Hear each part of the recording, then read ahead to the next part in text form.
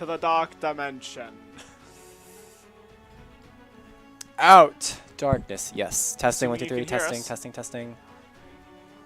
All right. Pandora. I will close the door.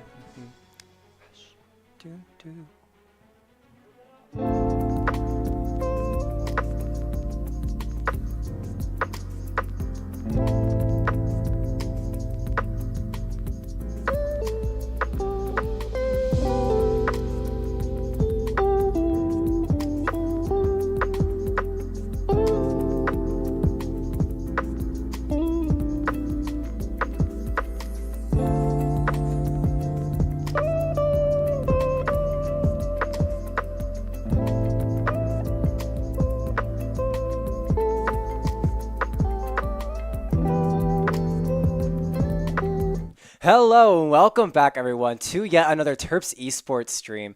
Bringing back to another Overwatch stream. It's a bit of a scuffed setup today. We're going to be jumping right into things. We're going to talk about the details of the match. Actually, let's just talk about it right now. We are currently going against Champlain College in NECC. We also do not have audio at the moment, so please excuse us for that. We are trying our best to get it back, but maybe a little bit messy.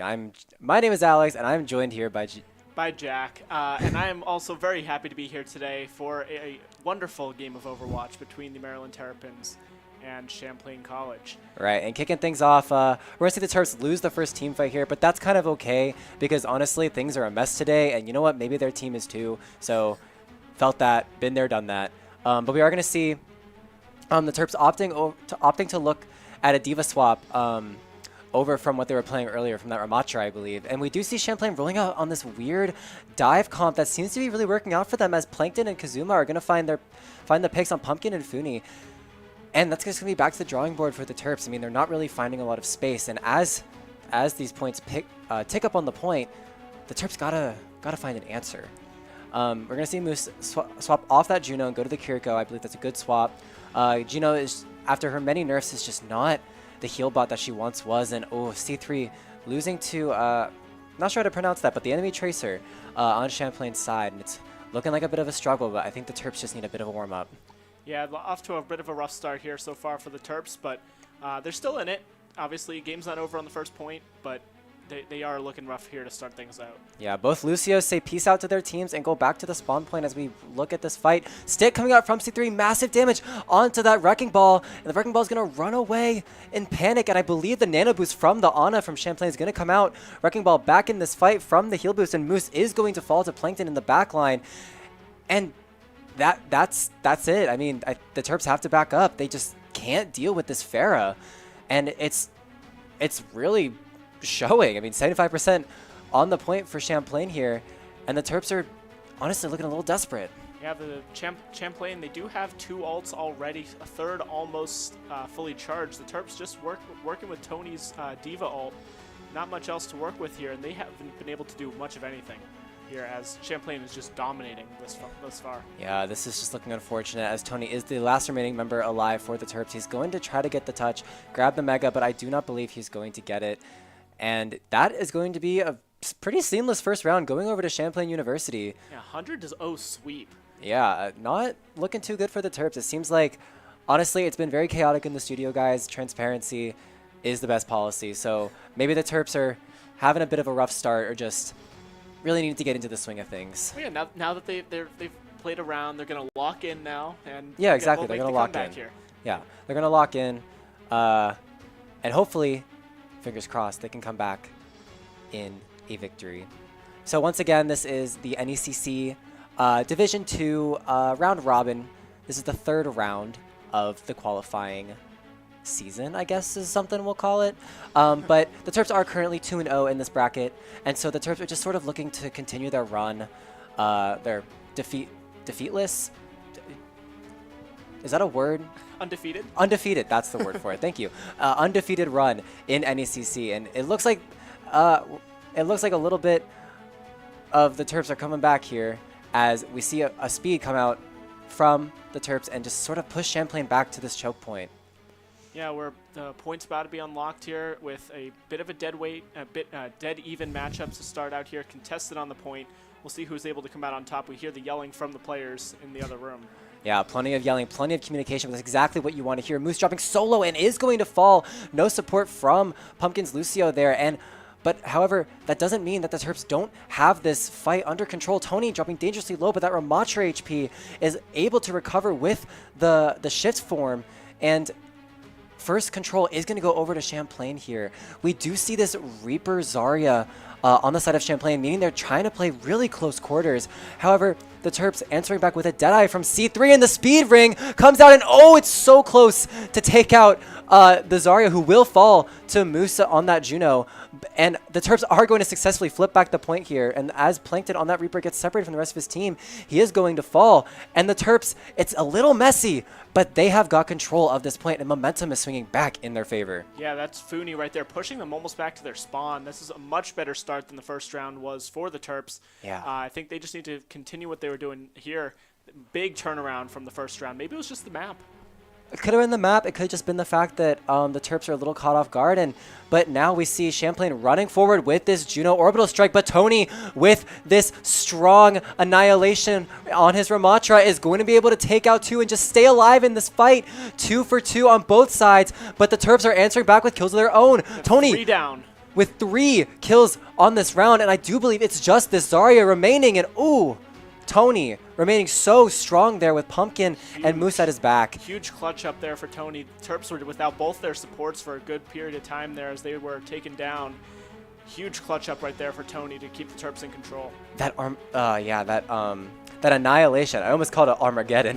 That annihilation from Tony's Ramatra was just so powerful, and it just really kept him alive in that fight. And now, as we walk into this next fight, as the speed comes through for Tony, he's just going to walk at this backline. This Zarya can basically do nothing as the Orbital Strike comes out from UMD, and it's enough to push Champlain back into their spawn. And as the beat comes out, not sure how I feel about that beat, but it's enough to force Champlain off at this point. 80% and ticking. The Terps do have this Pulse Bomb while the Death Blossom comes out from Plankton's Reaper. Going to be able to take out Moose on those main heals. And it's up to Funi to find a big Pulse Bomb, but it just goes... It's a bit of a whiff. And I think the Terps are going to fall here, but the stall coming out 95%, 96%. And we are going to see that swap over to Champlain College. Well, we have seen the Terps play a lot better in the second round than compared to the first. So we know that they are. We knew that they were capable coming in. It was just an off first round. They have control. They're only 3% away from taking the point. They just need to regroup, poke, and push back as a team. They'll be able to take them out, I think, especially after what we saw in the first fight. Yeah, 100%. I think the Terps just need to charge their ultimates and walk back in here. They have a game plan. Tony's they know what they want to do. And speaking of said game plan, it's going to get spoiled by an Orbital Strike on the side of Champlain College, and it's going to push the Terps back. But that is smart from the Terps because now they can walk forward with Tony's Annihilation, looking for the Zarya, forcing out the bubbles, and Funi finds Kazuma on the Lucio, perhaps a bit out of position there. And as C3 falls to Champlain, it seems like it doesn't matter that C3 goes down here, and the Terps are going to take control of the point. Overtime wick ticking down, and even though we've seen a rough start from these boys, I think they're going to be able to bring it back at the bitter end. Yeah, the overtime has ticked down, and we are tied at 1 apiece. We are tied at 1 apiece. Hello, everyone. We're here. We are here. Bit of a scramble to start the stream, but welcome everyone once again to the stream. Yeah, I mean, after that first round, we saw the Terps just got absolutely dominated. Oh yeah. But as you said, they were 2-0 coming in, so we know that they're capable and they are good enough to win these matches. And I think they were just caught off guard. Maybe it was the map. Maybe they didn't know what they were up against fully yet, but they were able to fully come back and I think dominate that second round. Even though it wasn't as dominant as we saw from the 100-0 in the first round, the Terps are gaining their footing. They're playing to their strengths. They're actually using their communications. And something that I love to see from the Terps, and they're so good at this, is just coordinating the speed boosts. No matter if they're on Juno or Lucio or one or the other, they are just so good at making sure that they all go in as a group and they all go out as a group. Yeah, throughout that entire match, I just kept hearing them yelling out from the studio about regrouping and on me, like all these different call-outs.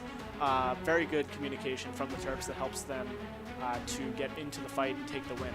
Yeah, and I think that really move into round 3 here. Yeah, I think that really differentiates the Terps from their opponents. And you know, oh! Nope, not this time. C3 goes down there. I was stunned. I was gonna say something about how perhaps a little bit unlucky here in the first go around as Champlain are back on that Pharah and C3 almost gets booped off there. But we are gonna see this swap to the Sombra, hopefully to deal with this Wrecking Ball. It seems like the Terps just can't deal with this Wrecking Ball and this Pharah. And I mean, it really is a devastating combo. I mean, look at Champlain walking forward, stuffing the Terps in this room. C3 getting heavily pressured, but Tony finds the first pick of the round onto Kazuma. What a strong pick on that Lucio. One of the supports from Champlain down. And now it's up to the Terps to just walk onto this point. Ball is going to get hacked up by Sombra on that C3 on that Sombra. Whoa, excuse me. And it looks like the Terps are going to be able to wrestle back control here in the second round. 35% on the clock. Let's just call it that. 35% on the clock. Yeah, the Terps able to make a nice comeback there. Tony was making some nice plays. Also Moose. Everybody on the team, honestly, shout out there for that amazing pushback, especially after very much so struggling to deal with that Wrecking Ball Pharah in the first round. Ooh, the Pulse Bomb comes out and Pumpkin sort of gets isolated from the rest of his team and punished. Tony desperately looking for this Pharah that's been causing them trouble the whole game, and poof, takes him out just like that. Funi answers back with a Pulse Bomb onto his opposing Tracer, but unfortunately, I do believe that the Terps are going to lose out in this fight as the Kiriko Rush comes out from Champlain. Now it is just Tony on this point looking to stall or get out, and I think he's going to opt to getting out. The cleanse comes out, but there's so much damage coming out here, and oh, Moose is going to fall here. But that's not going to stop the Terps from marching forward, looking for Kazuma on this Lucio, but he's able to wall ride out of danger. And the Terps looking for this fight, but C3 gets slammed by the Wrecking Ball. And as 60% ticks up on this point, I think the Terps have to call a full reset here. Yeah, I want to give a shout out to this Wrecking Ball here. I want to say, I apologize if I'm pronouncing the name wrong, Yuyo. He's been playing very, very well on this Wrecking Ball. Maybe that's the reason. Yeah, this Wrecking Ball playing extremely well, and speaking of playing extremely well, Plankton on this Pharah, there just doesn't seem to be an answer from the Terps, as he takes out 2 in this almost final fight here. About 83% on the point. The Terps are going to have to scramble. Tony just jumped off the map there. Might have been to respawn with Diva Mech, but sacrificing your life when you're down 93%, never a good sign. Oh yeah, 97% and taking. The touch is going to come in from Funi on this Tracer. Walking forward with the speed boost, and the EMP comes out. It's massive. Oh! It's 3 players on the side of Champlain, and 2 go down while C3 gets traded out. But so too does Pumpkin on that Lucio. It's a 3v3 here, and the Terps don't have this break it down from Pumpkin. But it doesn't matter because Tony and Funi are able to work together to take down 2 players on Champlain. And the Terps take it back. Oh my gosh, this game is giving me gray hairs. I'm very stressed. I can't even hear the game audio, but I'm still stressed. Pulse Bomb comes up short again, but it's the pressure that matters. It was a zoning Pulse Bomb. Yeah, put pressure on your opponent. That always helps, even if it doesn't work out. Right, but Champlain, 50% on the counter for the Terps. Pulse Bomb comes out from knee on this Tracer, is not going to find anything as opposing Kiriko Rush and Beats come out, and Plankton drops out of the sky. And now it's up to the Terps to finish this fight, but Yuio finds 2 in the back. Moose and C3 taken out. But Tony and Pumpkin march forward and find the remaining players that were isolated from Champlain, and now it's a dangerous 3v3 here. Pumpkin, Tony, and Funi just desperately trying to fight for their lives. Tony dropping dangerously low, but he does have this remake, and C3 comes back on the Pharah and finds Plankton, the counterpart Pharah. Looking back to walk towards the point, and C3 falls again, but Tony finds Kazuma. Tony finds both the supports on Champlain's side, finds 3 in this fight. 3 kills there. Tony is just unstoppable on this Diva. He cannot be taken down, and it really goes to show how well these supports can play around Tony, and the bomb finds Kazuma. It's just up to Yuio on this ball to stall at the point, but he is going to fall, and the Pharah is Champlain's final touch. Save for this Tracer. Here. Oh my gosh, as the overtime wick finally takes down its knee to stall out this point. but he is going to fall, and Here comes Kazuma misses the wall ride, and they complete the comeback. Oh wow. my goodness. I am stressed. You are stressed. They are stressed. Oh my Champlain goodness. is probably stressed. What is going on? That was an insane back and forth match there. Let's take a look at the play of the game here by Tony. Tony, I think part of it is Tony himself just knowing when to walk forward, knowing who to dive, knowing who is in a vulnerable position to go after. And then the other half of it is Pumpkin on this Lucio.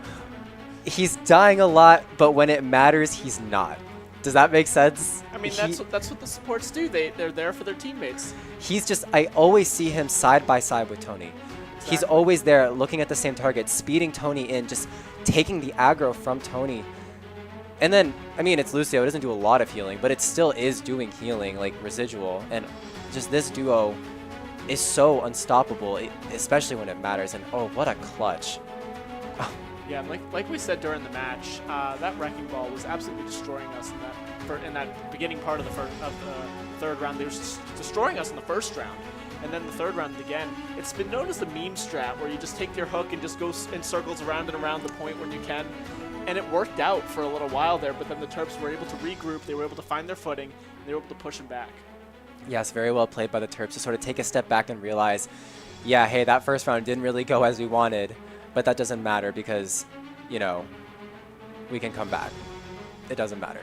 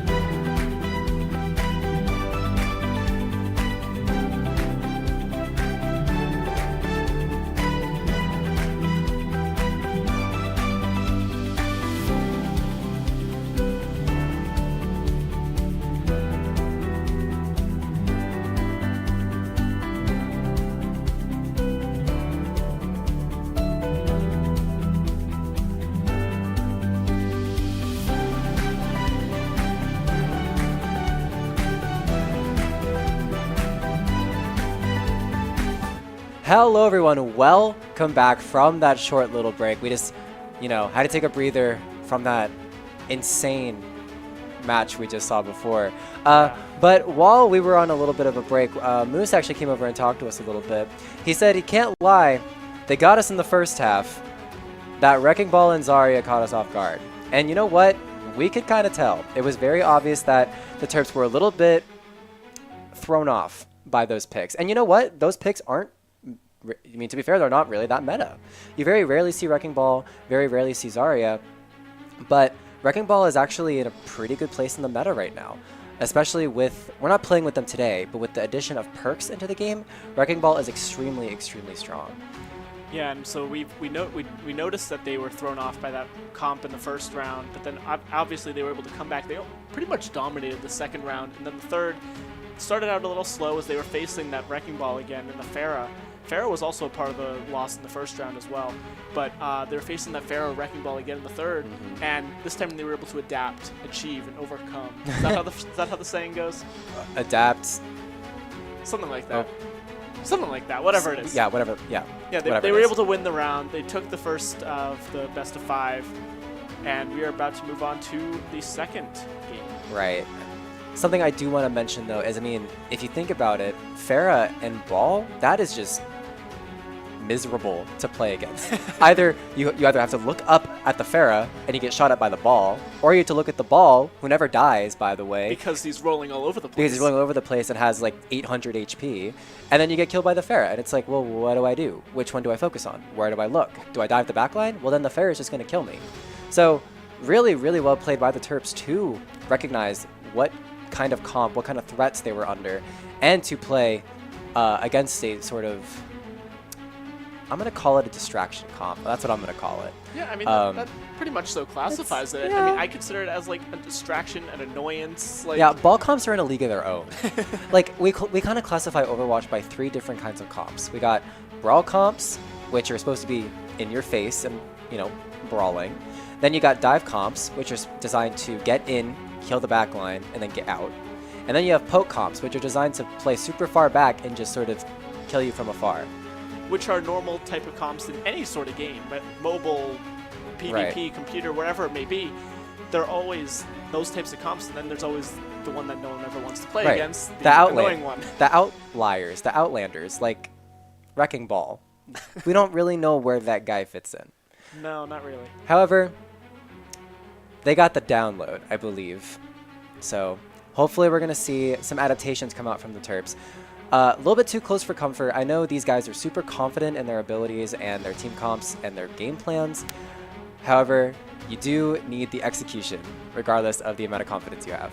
And that's where we want to give a shout out to the entire roster. I mean, Tony on the Ramatra in that second round was just dominant with the help from Lucio, like you mentioned earlier. And then in that third round, he switched over to Diva and kill after kill after kill after kill. It was just absolutely insane what he was able to do. I mean, Diva is just so powerful because if you time and have your aim on point, you can just delete a squishy like that. Yeah. You fly at them with your micro missiles and you shoot in their face, and if you hit all your shots, boom! I mean, it doesn't matter, especially when, like, for Diva specifically, it doesn't matter how little damage each individual shot deals when you have infinite ammo. Right. And it just continuous fire. Just continuous fire is just absolutely insane. And sometimes that's all you need is just the continuous rapid fire to annoy your enemies. And it's also a really good swap because, I mean, Diva counters Pharah. Yeah. In most contexts, Diva counters Pharah. If, you know, she's using her ultimate, you can just sort of stand in your face and click your button. click your right click button. You just have to check for I did have to check. I was like, I don't know which one is which. Click your defense matrix button. How about that? And then your ultimate is basically useless. Yeah, exactly. And I mean, we saw in that third round, I made a comment on it. Tony, when he lost the mech, he jumped off the map to respawn with the full mech, which I didn't know, I wasn't really sure about, because like you always want to be having as many members of your team in the fight as possible. But I was proven wrong. Like he came back and then just absolutely went off. Right.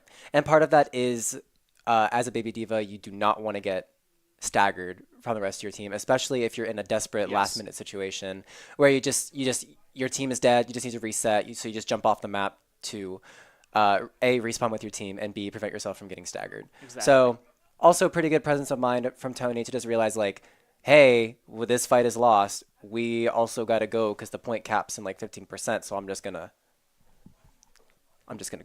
go and then come back. I'm just gonna go and then come back. Yeah. I mean, that's how it works, right? Right, exactly. Yeah, I mean, there was just a very, very good showing, especially after, like we've said many times, that first round, which is very disappointing. But yeah.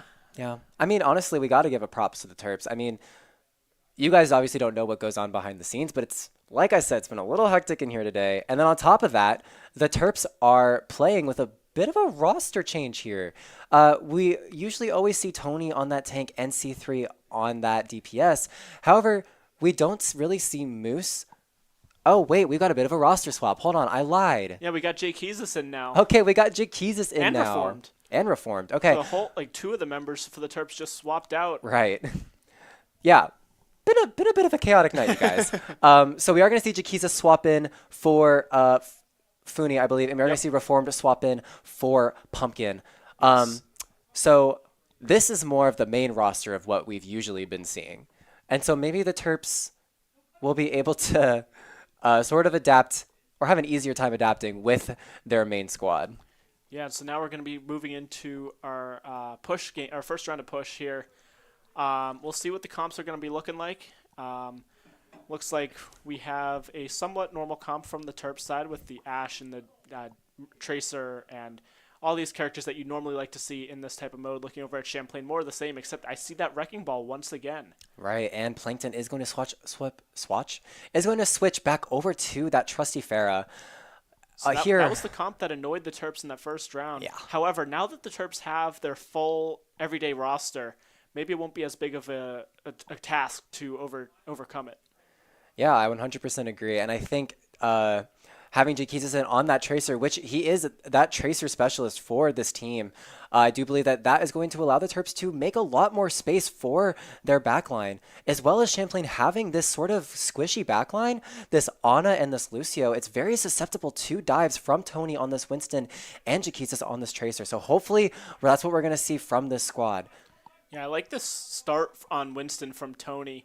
I mean, we saw how good he was, how dominant he was with that Ramatra earlier, but I like the swap here for this mode. Yep, and Moose getting heavily pressured here from the ball, but he's barely going to live on 1 HP, but he's going to get taken down from Plankton I don't know where he was, but he actually did die after the fact, but that's not going to stop Champlain from just walking forward with the space made from that pick. And now we see C3 here just getting bullied by this squad. And yeah, now back control of the robot went back over to Champlain. And now we see the first control go over to them as they walk forward 15 meters and counting. Terps, it's up to you to respond. Yeah, so far here in the early going, they've again struggled into that wrecking ball, but now we see Tony switching over to Diva, which helped a lot in that first round. We'll see if that's able to provide the same result as it did earlier. Yeah, and we are going to see Tony actually swapping over onto this Diva, this trusty Diva that we saw in the previous rounds, and oh, he's just dropping so low, but with a cleanse from Moose and the healing coming out, he is going to be able to live. C3 charging up this Sojourn overclock so quickly. 99% has it in his hands, but Reformed falls, and maybe it's not looking like the best time to pop it. Tony is 1 HP. He is going to get demeched, but Jaquizis going to get sniped by that Pharah. Full team wipe almost there. It's just Reformed who's still left alive. Terps need a full reset here. Yeah, full reset once again. But now we see ultimates on both sides of the board coming up. Champlain with actually all 5, and Terps with about 4 of them. Just Reformed about 83% on that Lucio beat. However, we are going to see a bit of an ultimate fight, and it really just depends on how these teams use their ultimates. That's going to decide who wins the fight. Champlain is going to be walking into this Kiriko Rush from Moose. However, the Nano Boost does come out onto Plankton's Pharah, and even though Tony and Jaquizis find the backline, Tony is going to get demeched, and Moose is going to get taken down. 4v2 now for Champlain, and now Nee in this Tracer 1v1 against Jaquizis is going to fall. And even though Champlain made it to the first checkpoint, the Terps are going to wrestle back control with the use of only 1 ultimate. And you know, 2 ultimates. We did not see that pulse bomb come out, but Jaquizis did in fact use it. But Champlain is going to have 4 ultimates on their side as well. Yeah, that's good. This is a huge momentum shift here in favor of the Terps. However, as you just said, the Champlain have 4 ults fully charged and ready to be used. It's just a matter of can they use them correctly. That is exactly the question, and out goes the minefield, like you said, using it correctly to make the space. Moose, Tony, C3 are all so low. There's so much pressure. The beat comes out from Reformed. It's not enough to save Jaquizis, but C3 has Nee in his sights, and he takes him down. 4v4 as the beat from Champlain comes out as Tony drains his defense matrix to devour Plankton's barrage, but it doesn't seem like it's going to matter as the Terps are going to fall 1 by 1, and control goes back over to Champlain. Yeah, Tony just was able to charge up a mech there at the very end before going down just now, but this is not looking too good so far here for the Terps as Champlain is in full control and they're past the first checkpoint. Yeah. For the second time, I should add. Right. Second time going past this checkpoint, and Jaquizis, getting pressured so low. There's 4 players on this squad chasing him, and he doesn't get healed by Moose. Perhaps Moose was a little bit distracted there, and Jaquizis falls, and Reformed goes down as well. Oh my gosh, it looks like the Terps are in shambles here against Yuio in this ball. They just don't know what to do. I don't think I've seen Yuio play anyone other than Wrecking Ball so far today. Well, we saw him on the Zarya earlier, but I don't think the Zarya has the same impact as this ball does. I mean, this is crazy. It looks like the Terps are absolutely, like, they're shook. They're stuck. Yeah, we thought that having their full main comp of adding Jaquizis and Reformed back in there would have helped the Terps out, but it looks like it might actually be hurting them as they're now having to regroup again. Yeah, Moose is going to find the ball in the background. And you know what? Something I've learned from watching these guys for a while is to never count them out. As Moose finds 2 in this team fight, and Tony just making so much space here with his ult. 4 kills there from Moose. They are yelling and screaming and everything out there. I can't repeat that on the broadcast, but Moose feeling pretty good about himself here in this fight. And, you know, the Terps really only used 2 ultimates there. The Jaquizis Pulse Bomb and Tony's Diva self-destruct. And even, this minefield comes out, and C3 is stuck in the corner, and he's going to fall, and Yuio finds 2. Reformed falling to the minefield, and C3 is getting stuck in that corner. Ooh, what happened? What happened? I don't know, but it's not looking too good once again. Yeah. Terps have been able to take control a couple times, but the second that Champlain's able to come back to the area where the battle is, yeah, really, it's just been honestly, I'll say kind of easy for them. Yeah, really sad team fight from the Terps, but don't worry, they're going to be back. They will not back down as Moose pops this Kiriko rush.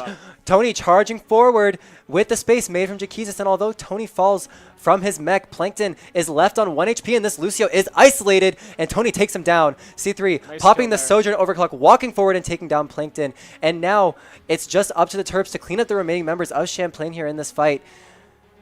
And I do believe that they are going to be able to wrestle control. Oh, nice play there. They're able to take down Yuio and Ni, gain control back, and they're actually pushing the robot on their side now. Yes, finally some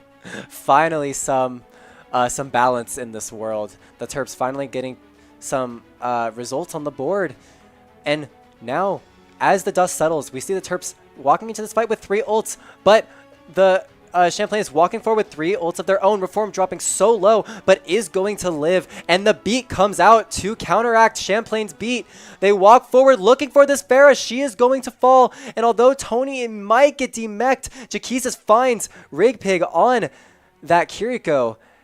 And I think the Terps are going to be able to clean up this fight once again. And what a shot from C3. Finally, control over to the Terps. 2.5 minutes on this clock. Can they do it? 48 walking forward to this first checkpoint. However, there is 92 meters on the board for Champlain. Terps. They need to stay in control here. And there's no other options, I think. They cannot afford to lose control again. They cannot afford to lose control, and yet Yuio finding the first pick in this fight once again. C3 just seems so susceptible on the Sojourn to the dives, and even Jaquizis is overmatched there. Oh, even Jaquizis can't escape Yuio's wrath. Oh, it's looking dangerous as Tony is just going to call for a retreat, tell his supports, group up with me, it's time to leave. But Champlain now has the robot on the Terps side of the court. Yeah, this is not looking too good here. But there's still a minute 40. I know I said that they needed to maintain control earlier, but there is still time. It's just not as much time. And as we see right there, they're able to regain control, and they're pushing it back forward.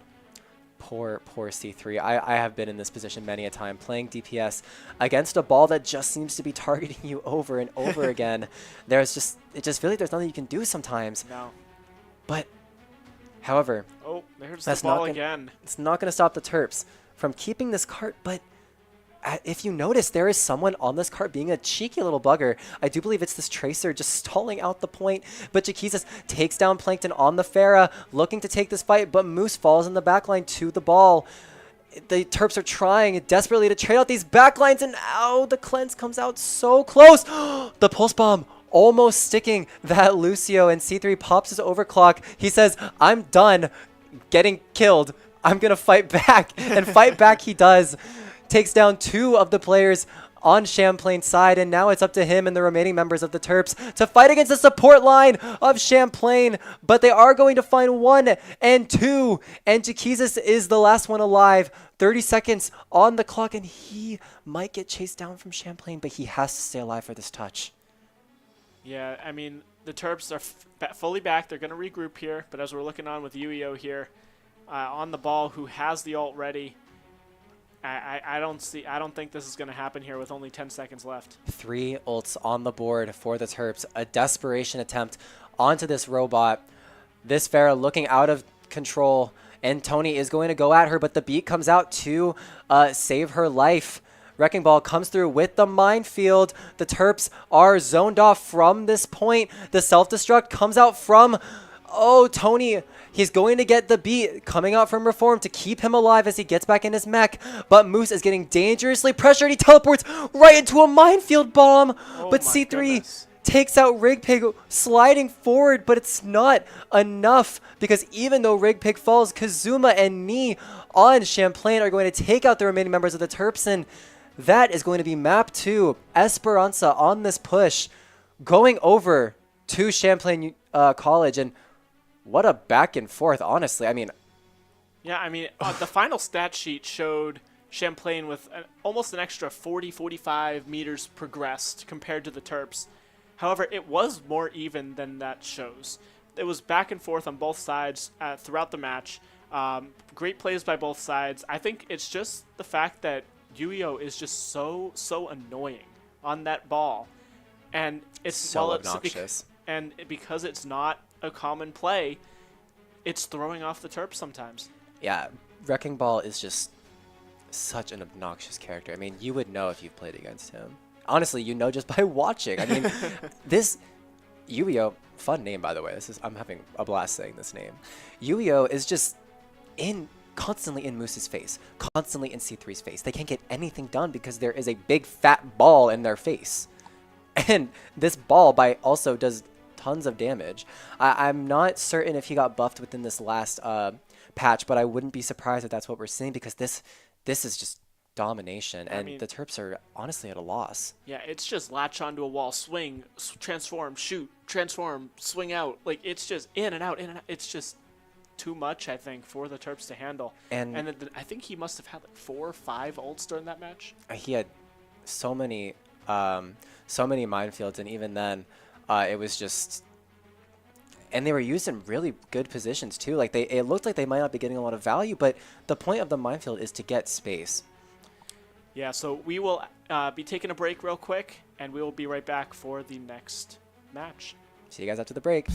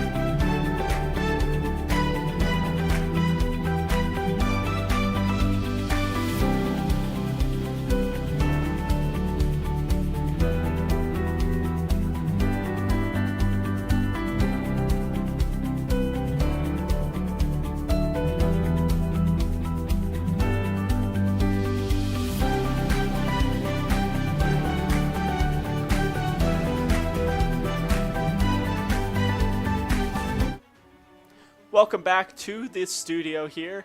I'm Jack, this is Alex, and we are tied at 1 apiece here in this match between the Terps and Champlain College. Champlain College. Yes. Tongue Welcome twister back. there. Yeah, it's a bit of a tongue twister, honestly. But you know what else they are twisting? They're twisting Maryland's ankles right now because Yeah. And okay, that's a bit of an exaggeration. Maryland is not doing terrible at all. It's just that Champlain's ball and fair comp has really thrown the Terps for a loop. And honestly, it's going to be hard to figure out what to do. Because, like I said earlier, you have two options here. You either try to counter the ball or you try to counter the Farah. One of which is significantly easier, which is countering the Farah. But then you got to get to her first. And then even then, that's difficult because then if you don't kill her, then you're kind of stuck in no man's land and can't really get out. However, we have seen them try to do that. Right. But then the second they do that, it's just wrecking ball all over the place, destroying them. So they need to find a way to be able to maintain both of them. Because I'm going to assume that they're going to bring both those characters back out for this next round. The Terps are, from my understanding, the Terps are laboring under the philosophy of trading backlines. And what that means is you hope and pray to God that your backline stays alive longer than their backline. And, you know, that's not really the case of what we're seeing right now. But as we go over to Circuit Royale, we are actually not going to see the ball and the Farah. And you know what? Everyone breathe a sigh of relief because now we can get a game that I can cast without feeling like my tongue is going to fall out. We are going to see the Terps here push on the attack here on the payload with both teams bringing out Sigma here. The first time we've seen them today. And we got a Hanzo on the side of Champlain with Plankton. Yep, this is very standard for the map of what we're seeing here. Terps going to be running this very, oh, what a good snipe there from C3. Going to be running this very popular poke comp with the double sniper Hanzo and Widow. Both teams running that Sigma. He's just the best character on this map, I can't even lie. And then Champlain running that Ashe and the Juno while the Terps are on the Baptiste. So, you know, we're seeing some strange things here. But we are also seeing a lot of the normal stuff. And as the Terps around this corner, finding the first pick there from C3, another beautiful shot from him. I mean, this Widow just putting so much pressure, but Plankton answers back with a snipe onto Moose. And C3 looking for the shot on this Widow. But as the orbital strike comes out, I do believe Champlain is going to be able to hold this corner for the time being, walking forward to push the Terps back. But that's not going to stop. It's not going to deter the Terps as there's still 2 minutes and 30 seconds on this clock. And now the Terps have ultimates coming back into this fight. Yeah, and we'll see Tony here coming in with his, on this Sigma 1v1 fight here. I mean, obviously there's heals coming in from both sides, but you can see just how even it is when it's the same character against each other when they're playing as well as they are. What a good window. Yes. Knee and Rig Pig just falling and through that. 3 kills right there by the Terps. Oof. Moose is going to get traded out, but that's just kind of what you get sometimes for playing aggressive. And, you know... especially on support. Right, but you're going to take it. So, very well played from the Terps there. Honestly, it was really well played for them to force out the Sigma hands, the Sigma eat, and then just pop that defense matrix, and boom, he explodes. So very well played from the Terps. And now as we move on to the second point, they are still going to have 3 ultimates in their back pockets, while Champlain only... they have 3 as well. But they don't have the one that matters the most, and that is going to be that Transcendence. Yeah, the Terps, they were able to capture that first point pretty easily so far. Now they're looking to continue on here. They're doing pretty well so far here. It's just a matter of, oh, look at this ult here from Tony. Massive gravitic flux coming, finding 2 players, including that that Discord orbed Sigma, and he is going to fall. The Bob comes out. Nice shield there. The Bob comes out to stall a little bit, and even though Jaquizes is going to fall as well, it's still a 3v3 in the favor of the Terps, as they do still have Tony here. He's going to march forward, just forcing these the players of Champlain back into this corner. They're all cornered, and C3 is looking for an angle, but he is going to get sectioned off by the Sigma coming back, and I think the Terps are going to have to back off here. Yes, they are going to have to back off, but they still have 3 minutes, and they're very, very close to that second checkpoint, so I think it's okay if they get pushed back just for a little bit here. As we see Jaquizes on the Genji playing very, very well here, moving his way over towards the front lines against the Sigma of Champlain. Orbital Strike is going to start out this fight, and Tony gets stunned by the opposing accretion. The Baptiste Immortality Field will save his life. However, That is a big resource from the Terps down, and Moose finds the first pick in this fight, and out comes the Dragon Blade from Chiquizas. Finds one, finds two, looking for the third, but gets taken down by Kazuma on that Juno. But I think that's going to be enough for the Terps to take this fight, and that is going to be the second point. They got it. Over to the Terps with relative ease. Was that Moose I just heard screaming out there? I mean, hey, if you were to get a big Zen volley on your opposing Zen, I would be feeling some type of way. I'd be like, that's a Zen diff right there. Yeah, exactly. Eat it. He was very energized here. Love to see it from the Terps, especially just bringing in that confidence that we thought could have been lost after that second round defeat. Gravitic Flux comes out from Sigma, targeting down Rigpig on the Zen, looking to force out the Transcendence. It's not going to be successful, but Rigpig is still stuck in this corner with no way to escape. And as he burns down from the dynamite, he's just stuck in this corner, but the Terps can't kill him. Moose popping the Transcendence so that his team will survive Yuio's Gravitic Flux. And it's just an ult trade back and forth with no team really finding an advantage, but C3 falls and Moose finds knee. It's Rigpig on this top left with his Genji, but Tony answers back with a pick onto Kazuma's Juno. Down goes a bunch of the Terps there. Jakeezus and Moose both go down. Terps going to regroup here as Tony also falls. They're going to fully regroup and make their next push in towards the payload, which is already halfway to the final destination. Yes, the final destination. But this third point is notorious for being very difficult to push at the very end. I mean, the spawns are just so close to the cart, and it's just really hard once you lose momentum to gain it back. But the Terps looking here, they do have this Baptiste amplification matrix, going to be one of their only tools to walk forward here. They are looking to go to this top right position, and as the orbital strike comes out from Champlain, the Terps are going to smartly decide to back off, and it's the Dragon Blade coming out from Plankton, going to be able to take down two, and it's an absolute massacre. Whoa. 4 players down there on the side of Maryland. Tony, the only one left alive. He is able to charge up an ult. However, that was a huge play there from Champlain. Absolutely destroyed the Terps team there. And now it's just Tony on his own until his teammates can come back up. Okay. The accretion through the window is going to be able to stun the Bob's progression. And, the opposing stun is going to come out, but that amplification matrix is going to serve to create so much space for the Terps. Nice and Tony play. just walks forward using it and takes down his opposing Sigma. And now the Terps are back on the board here, only using one ultimate to win this fight. Pop off for Tony right there. That was what a snipe there at the end. We saw that live. And now the Terps have 4 on the point, pushing it towards the end, 2/3 of the way there, minute to go on the clock. You know, we haven't even highlighted it, but there have been so many different swaps during this game. We first saw Jakeezus on that Hanzo, then he went to Genji, then he went to Ashe, now he's back on Genji, and he still almost has a Dragon Blade. But regardless of almost having a Dragon Blade, the Terps are going to pop this Gravitic Flux. It's going to solo target down the Juno, and that's just going to be enough to take him down. But unfortunately, the Terps are also falling in this backlane here, but they did force a few integral ults from Champlain, such as that Transcendence, and Jakeezus still has the Dragon Blade in his back pocket. C3 finding Rigpig Zenyatta on the tail end of this fight, and now the Terps are going to be able to walk back in with this Dragon Blade. Jakeezus, he's going to pull it from his holster, looking for the Sigma. He misses the slash, but he still gets the kill and the dash reset, looking for the remaining members. 10 seconds on this clock, and Champlain, it's desperation as C3 pops the Bob. And they make it. 8.1 seconds. Just barely. Very close.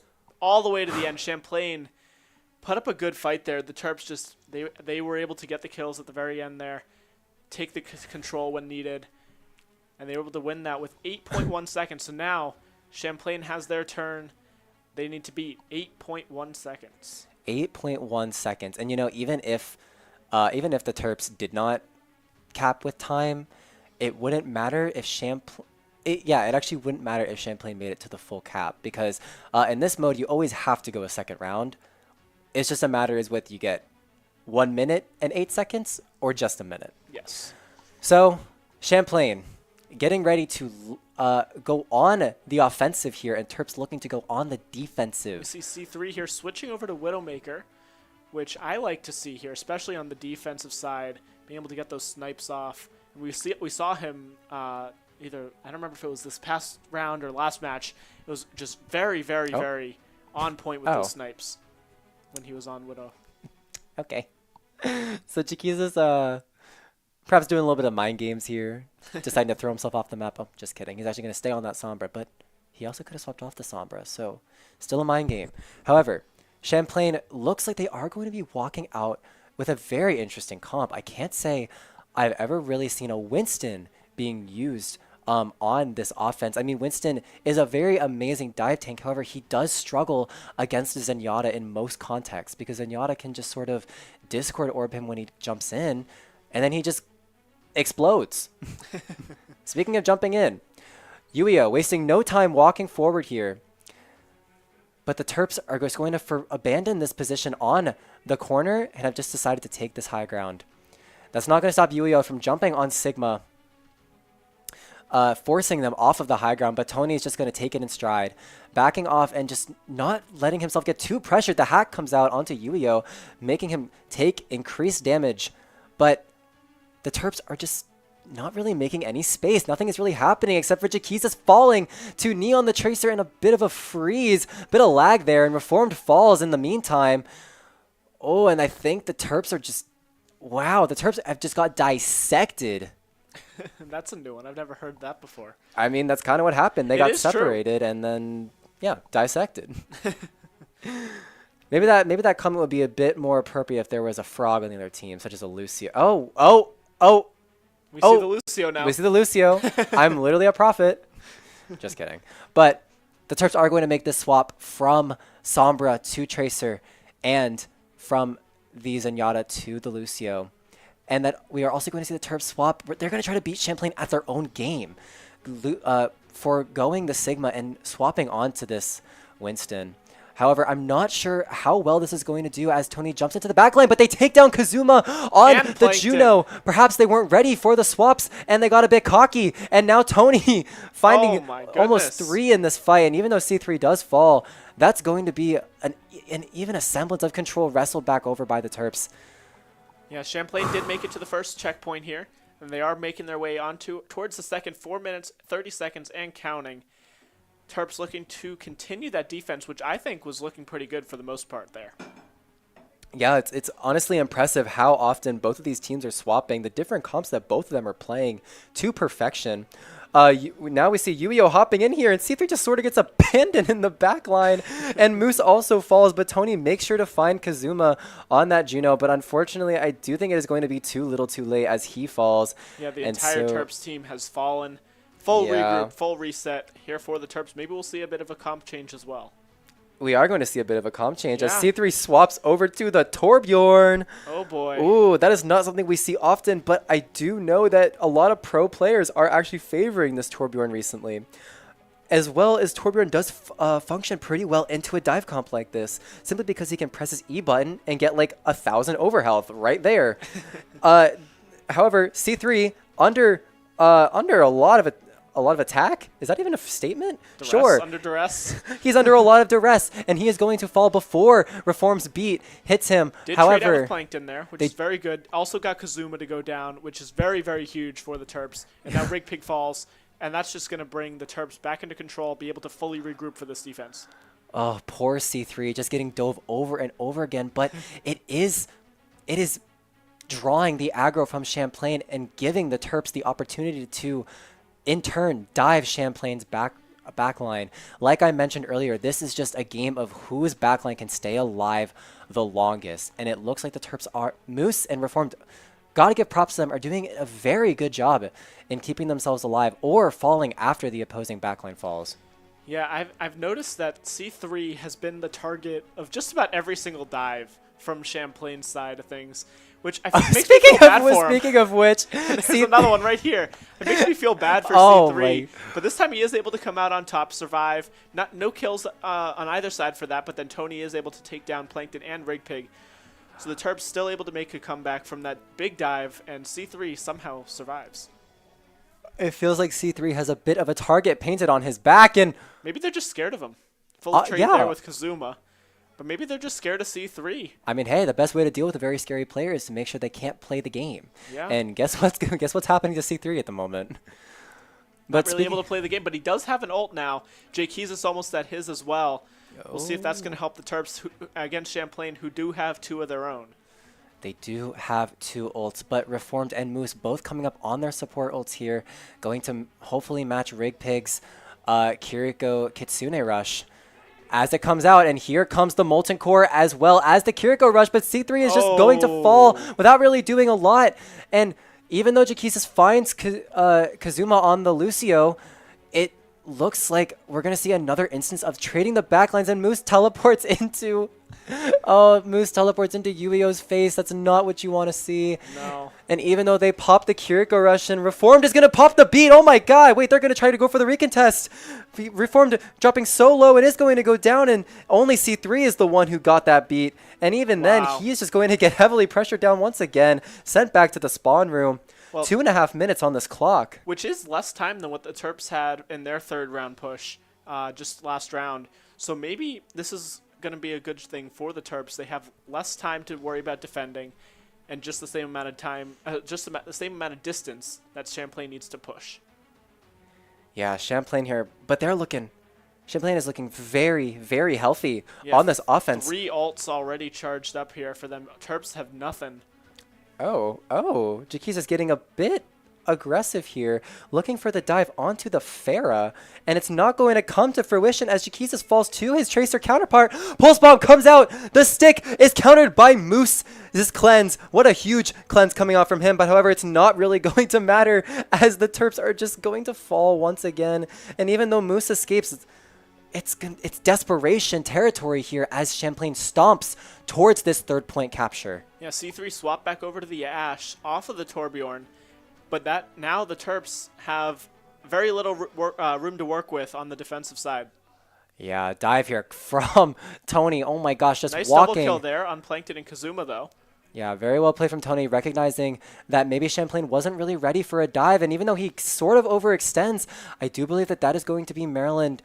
Okay, whoa, guys. Okay, I'm sorry if I caster cursed it, but 2 players from the side of the Terps going down. Jakeez and Tony are going to be able to respawn, but this is dangerous territory because now the momentum is shifted in Champlain's favor, and C3 gets his life saved by Moose once again, and Tony has the Primal Rage to stall at this point, but as the Kiriko rush from Champlain comes out, you gotta wonder what's gotta give here. The Terps have to be able to hold this point and take down the opposing team, and the Winston Rage is going to come out, pressuring down this Pharah that's been a pest the whole game, and the barrage comes out. Nicely done right there by C3. Huge moment right there. 20 seconds almost here. Everyone take a deep breath.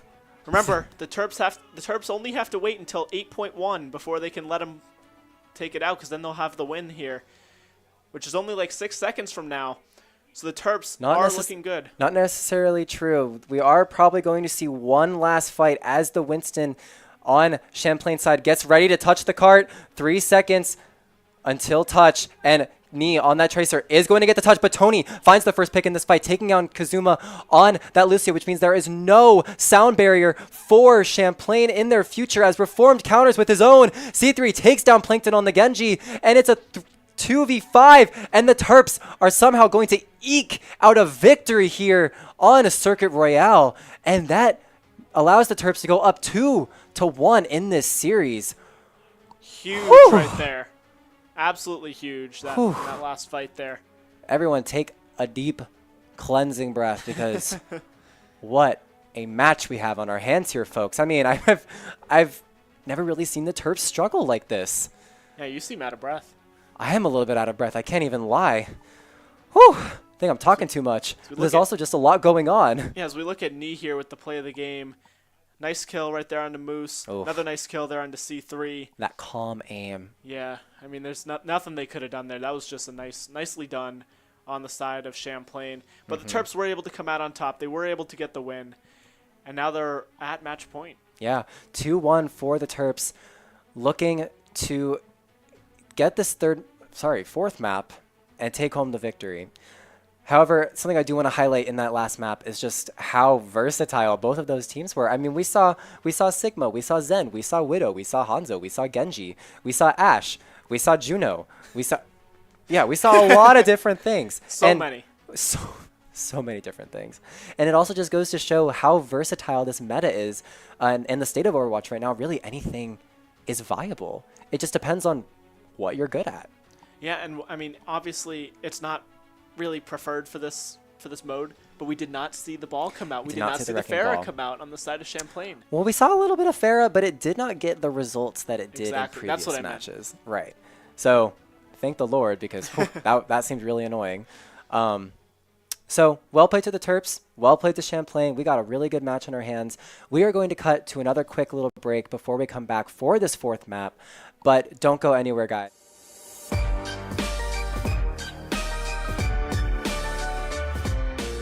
I'm Greg, also known as Sind, and I'm an initiator player for the Valorant Premier team. I'm Kazu, and I go by NJV, and I'm the coach for the team. I'm Richard, and I go by Pickle Richard, and I'm the duelist player. Pretty fun. I definitely liked all the guys I was playing with. It's fun to get in the server with them. Sometimes it can be a little bit of a challenge balancing it with other things, but yeah, it's definitely something that I enjoy doing a lot. Yeah, making like all the friends that we made through this team, so it really makes me happy. So it's like really awesome that we did this. Yeah, I think I had really fun times on this team. I played well every single game. Yeah, you did. Yeah. I think my favorite moment was map 5. I think that was a really fun match. The grand finals. Yeah, Yeah, that the was grand fun. final. Yeah. Remember what map it was? I don't remember that. Oh, it was Sunset. Yeah, Sunset. Yeah. And you played Raze. Yeah, I played Raze. Yeah, no, that map was really intense. Like, it was super, super hard. The pressure was definitely on. Like, it was super late at night. It was like midnight or It something. was very late. It was 1 a.m. or like my favorite one was probably the first match of the season. Oh yeah. First time in the studio together. Oh, in the studio. Oh, yeah. Yeah, that was fun. It That was was like fun. fun seeing all the Academy boys in the studio. So that was sick. Yeah. My personal goal is I think I'm gonna try to hit Radiant this season. Yeah, Yeah. you can. Yeah. I think it's definitely to win Big Ten right now, and then place top 8 in CVAL. That's our goal. Top 8 CVAL. Yeah. Yeah. Big Ten is definitely the thing I'm most interested in seeing. Mhm. I'm not flying out, but hopefully, or the boys do well over Hopefully it. we win. Where is it? I- OSU? Ohio State? Yeah, in Ohio. Ohio. I promise at least second place. At least At second least place? I think we can win it. I think we can win it too. I think we can We gotta win be Big Ten. humble. Everyone, Yeah. we just we can't get complacent. Can't Yeah, get yeah. complacent. Never that. That's a good one. Go ahead. Honestly, like unironically, I think Kazu is a very fun person to have in the program as like an emotional leader. Even though he doesn't always sometimes things can get a little disorganized with Kazu at the helm. Yeah, no, for sure. Yeah. But yeah. For as much flack as we give him for being terrible at the game, he's actually Yeah, if you watch our He's games actually a very while I play, you'll be surprised. Like, I hear House this guy might coach a lot. Yeah. Like, a weird amount of times. but I think Kazu's a great addition to the program. I love him. Yeah, I love He's how great. he We love Valorant. he's very wholesome. He is very awesome. Wholesome. Yeah. He's radiant. Remember that. I'm ready to remember that. Yeah, his timeouts have improved a lot too. As someone who's seen him coach over the last like 2.5 years. Yeah, I Your coached old for a while. timeouts were Yeah, that was when I was great. a little baby boy coach. Yeah, but now he's improved a lot. Yeah. I really like having him as a coach. Thank you, Gregory. Wow, this is great. You should do this more often. That's the most praise you've ever heard. He got an ego boost for free today. Yeah, That was awesome.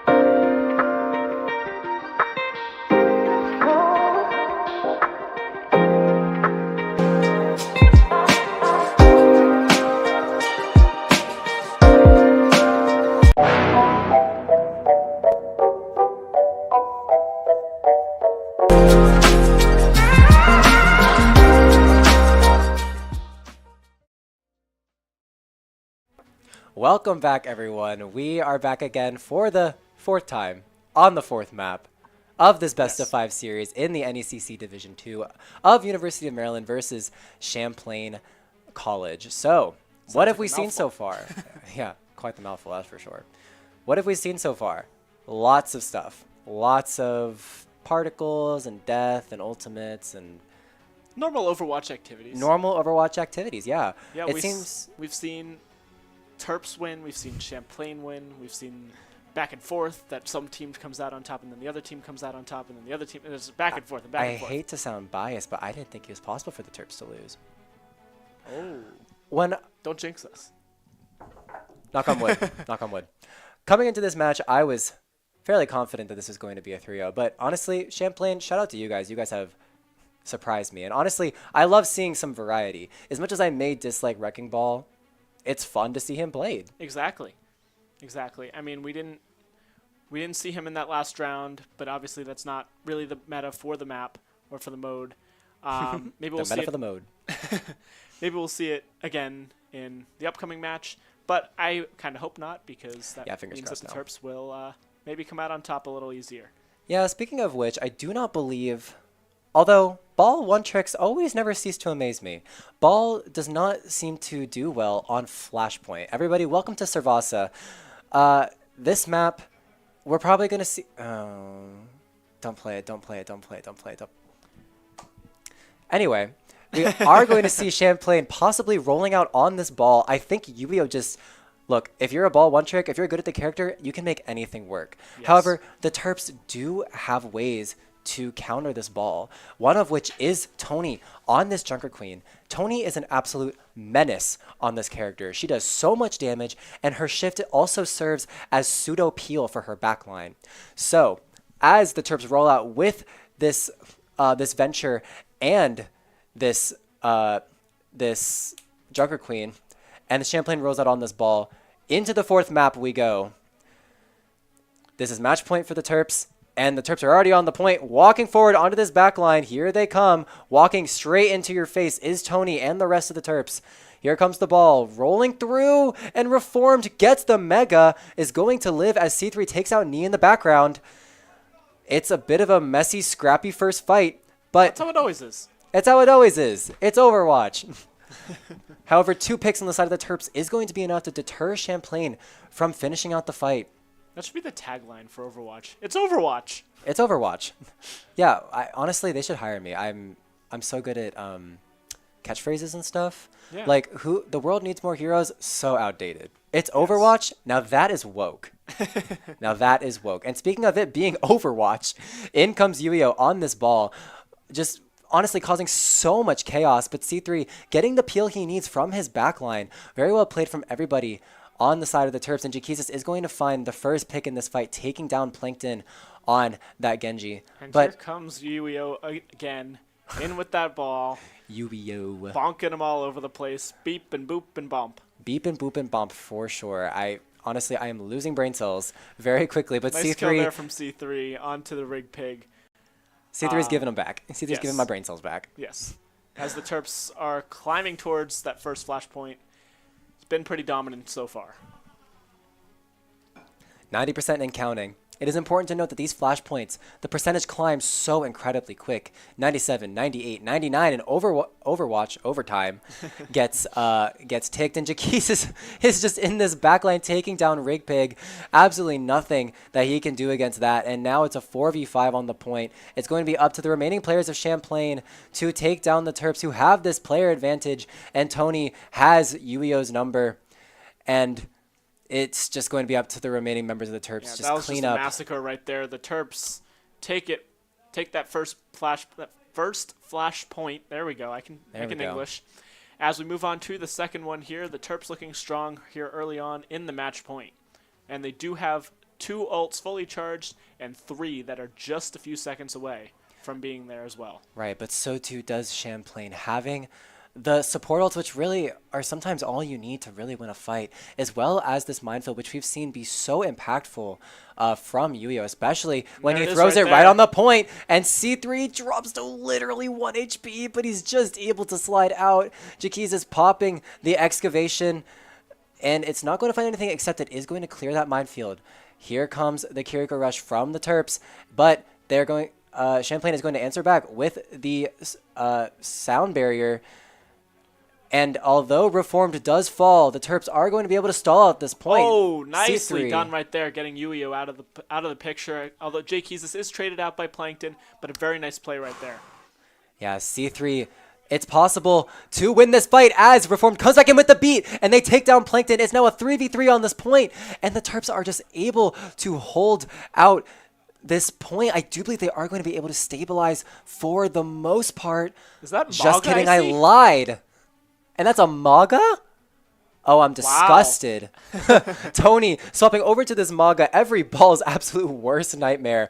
And now, Maybe that's what we need to take the win here. yeah, Maga's just going to stomp on this point and say, you know, I've had enough of the shenanigans. It's time to make the game boring. I mean, he does have twin machine guns, as you see right there. I don't know. Here we go. Terps, three quarters of the way to 3/4 of the way here. They're 3/4 of the way to this second flashpoint completion, and Terps are looking fully under control here as we hear the yelling from the players once again, fully energized, as Jake Keezus is just burying his drill underground, ready to pop up at any moment. This Maga is just so dominant. I mean, look, he's barely taking any damage from any of these characters, and so it just allows the rest of his team to just live. Honestly, they just sit near the Maga, and the ball and the dive comp of Champlain can barely do anything, and Tony gets a double kill with the charge, and Champlain falls once again. And that's going to be the last of it right there for Champlain, 2-0 in favor of the Terps. I think they have the download. All right, so moving on to the third flashpoint here, the Terps have, again, almost a full repertoire of alts. Ooh. And I mean, Champlain does have a couple of them of their own, but this is what we saw in the second round, and the Terps were able to just fully dominate it. Just alts to start it out, which is huge for winning that first team fight. Yeah, we are going to see some swaps coming out from Champlain looking to sort of counter what the Terps are throwing at them. Yeah, Firstly, we do see Farah coming back. Yeah, we see that Farah first and foremost, but we're also going to see the Ana and the Winston. I'm not too sure if Winston's going to be able to do anything as Tony stomps on Knee's head with the charge, but Yuio does answer back with a pick on a C3, but it's important to note that the point does flip in the Terps' favor. Yeah, Here comes the Terps rocket looking barrage. looking good early here. Moose doing very nice job with the heals here. Oh my god, goodness. that cage fight is so dirty. Just Yuio getting trapped in the 1v1 with Tony, and there's no escape. Oh my goodness, Maga. Oh my Tony goodness. on Maga just equals domination. That's what I'm learning. Yeah, I mean, this character is just so dominant right now, especially against what Champlain is playing. You just can't really play a dive comp against Maga because Maga never dies. So why wouldn't you? So I want to ask you this: why wouldn't you see Yuio switch over to Maga himself, unless he's not comfortable? I think it's just a thing is not being comfortable. We've seen Yuio really excel at these dive tanks. We've seen him excel on the Winston, excel on the Wrecking Ball, but Maga just doesn't really fit in with the dive tank repertoire. So I think Champlain just needs a full swap here, except it's just too late now. Right. I think while we were talking about that, I think the Terps got a little bit overzealous and just decided to overextend for fun. And, you know, well, Champlain is going to take advantage of that. They are going to take the point, take control of the point. Terps do have it at 99% though, so they just need a split second back on there. Right. This is last fight territory for the game set and the match. Hopefully, the Terps, no ultimates in the bank, but they have the power of friendship and Maga. And Chiquizas sneaks Nice around kill the right back there from and takes out Chiquizas. Knee. And the Winston drops solo, but gets the Primal Rage off as well as the Nano Boost. Two massive ultimates coming out from Champlain just to stay alive on this point. Swap over to Brigit there from Kazuma. I'm not Interesting choice there. I'm not too sure how I feel about Brigitte here. However, it is. Maybe I should be eating my words because it does seem to be working. Yeah, I mean, the Terps haven't been able to come back into the point here, and Champlain is almost at the same exact percentage completion as the Terps are. 85% and counting on this third flashpoint. The Kiriko Rush is going to start out the fight from the Terps, and the anti-nade comes out onto Tony. He drops so low, but all of the support from his team is going to be able to keep him alive. Even the cleanse needing to be used on this Maga. He's taking so much damage, and the barrage comes out from Champlain, takes down the one, but gets taken down in the process. And Yu-Gi-Oh is just able to clean up the backline for the Terps, and that is going to be the third flashpoint going over to Champlain.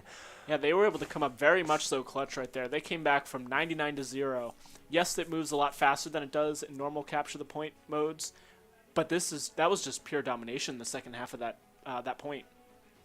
Yeah, we very swap well. over here to the final point. The Terps only have one ult on their side. We saw them having 4 or even 5 in the previous ones. We'll see if they're able to adapt to that as we see C3 pulling it out right here. Yep, C3 pulling out this overclock on the Sojourn, looking to make some space with the damage that comes out. But Tony is actually going to be the first to fall in this fight, and C3 perhaps gets a little bit silly. Just a little? I think that was very very silly. aggressive. Sorry, my apologies. As he just decides to slide in, following his tank to the grave. Yeah, and Champlain will take control early here. wow, I mean, honestly, I'm very impressed at Champlain's gameplay right now. They were able to force the Terps off of Maga, which is not really something that you see very often. Once you get on that Maga, it's very, very difficult to get off it. And the pulse bomb for Jaquizas finds the opening pick in the fight. No nano boost for Champlain. That is absolutely devastating. But it is still up to the rest of the Terps to finish out this fight. And C3 just getting dove by Yu-Gi-Oh and Plankton on this Pharah. However, Tony answers back with a trade onto Kazuma, and the point flips over. And now, a nice trade there, right there on Jaquizas and Plankton. However, we see that, once again, C3 is the target of every single dive on the side of Champlain, who makes him now switch over to Cassidy. I mean, poor C3. There's only so much you can do when you're playing a squishy, diveable DPS character. There's only so many characters you can swap to sort of avoid that dive. And honestly, it's working out in UMD's favor. And I do believe that is because that Champlain is not going for the support line. Supports make the world go around, everyone. Don't be mistaken, Tony. Even though it's not a support that goes down first. Tony finding 2 in this fight. Oh, nicely done right there by the Terps. 3 down on the side of Champlain. It's just Kazuma and Neeb up. Terps have full control. 2 ults, 3 ults. Oh boy, the Terps are going in for the staggers.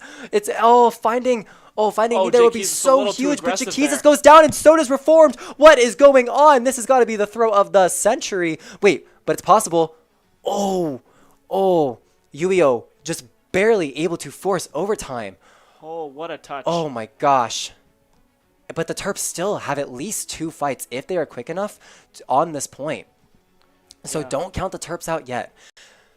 Champlain, however, having 3 ultimates, that overclock, that primal rage, that rocket barrage from the Pharah, but that's not going to stop the Terps from going in, and the barrage comes out. So much damage on this Terps backline, but Tony is going to be able to live with the use of his primal rage, going for the Sojourn, but there is so much, so much peel. Oh my goodness. Oh my gosh, there's so much peel for knee on that Sojourn. He is not going to fall. Instead, it's going to be the Terps who are falling.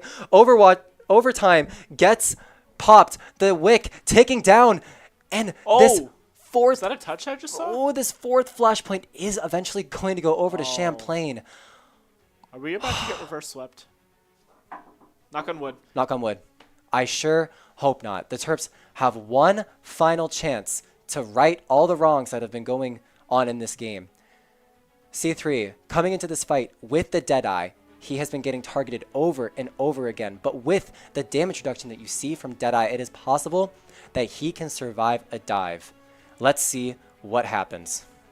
Yeah, we'll see this first team fight of the final point in just a few moments, as it's happening now, I should say. Oh, but Moose. And Moose already down on the side of the Terps. The ult popped from C3, not going to be able to find it. Oh, that's all the leverage gone. I mean, that's really the only tool that the Terps had for now, save for this sound barrier coming out from Reformed. But even then, C3, the damage reduction from the Deadeye, like I mentioned, would hopefully be able to help him survive a dive. But I don't think without that tool, he's going to be able to survive the aggression coming out from Champlain. But look at these 4 characters in the backline. Tony dropping so low and gets taken down without the use of his Primal Rage. About 50% on that ult to even help. The Nano Boost from Rigpig. It gets boosted on to Yu-Gi-Oh! But the beat comes out to counter. And even though Reform's beat is able to save his teammates, he's going to fall. And Jaquizas answers back with a pick onto the Ana in the backline. Oh my Nicely done right there. goodness. 3 down on the side of Champlain now. It is also important to mention that the Terps were able to get that point early. There was about 35% or so, 45%, excuse me, on this point, which is so integral because that means they can take 1 extended fight and then there's only 1 fight left for Champlain to take before overtime, before that panic starts to set in. 63% and counting. Terps have Moose's Kiriko Rush, but Champlain can answer back with 3 ultimates of their own. This is dangerous territory, everybody. This is last fight territory. Yes, very much so. It is 2-2. Terps at match point. They need this to win the game overall. Oh, Jaquizas finds Plankton on the side, looking for the flank, and the 1v1 is perfect from Jaquizas. He takes down the Pharah, which means there's no use of the Rocket Barrage, and now it's up to the rest of the Terps to clean up the backline. Looking at this Ana, but Kazuma goes huge in the front, taking down both supports for the Terps. The Pulse Bomb is not going to find Kazuma, and now it's up to the remaining once members. again. Oh, the Both Rocket supports Barrage. down on the side of Champlain, but it is in overtime. The Terps have lost control. Oh, but Jaquizas finding the final pick on the Pharah. However, it's just going to be a trickle effect coming in from Champlain as they lose the Pharah, but they are going to have 3 members here looking for this final fight. And did Tony just swap over to ball? Yes, he did in the Deadeye. The Deadeye goes huge. The Deadeye is absolutely massive for C3. All of those deaths finally coming to fruition with that Deadeye. And that is going to be the end. Wow. I was going to say, the second Champlain swapped over to Brigit, they were able to fully take control. They got 2 straight points. But then Tony, at the very end there, amazing play. C3, Jaquizas, the entire Terps squad with the comeback. And I don't know if that swap to Wrecking Ball was just for fun to say, hey, I can do this too. I just want to show off that we got the win with me on Wrecking Ball in the final moments. What a match coming out from the Terps and Champlain. GG's to everybody involved. And I just had to take another breath. I mean, what? Breathe in and breathe out. What a game. And, very well. I just want to give props to everybody on the Terps. Coming into a game like this, I never really got to mention, but the Terps did not have their full 5 coming into the studio. We have at least 1 person missing from the studio. So the vibes are a little bit off. It doesn't feel like a usual Overwatch broadcast. And so coming in, sort of flipping the bad vibes on their head, it's just, very well played to the Terps. Very well done, keeping their heads up, not letting the frustrations get to them, and just... Yes, they played very, very well here today. Only lost 1 map. Ended up winning it 3-1. Prevented the reverse sweep on that final map. Very nicely done on the side of the Maryland Terrapins, who each eke out a win today. Now they're 3-0. Yep, 3-0 in this NECC bracket. Looking to get more for the playoffs. However, I think that's going to be it for us tonight. I don't believe any of us have anything else to say. So yes. Thank you guys so much for watching. We apologize again for the audio issues. It's just been one of those nights. Yeah, it's just been one of those nights. But thank you guys so much for watching. This is Jack. And this has been Alex. Thank you guys for sticking with us. We will see you guys in the next one. Peace out.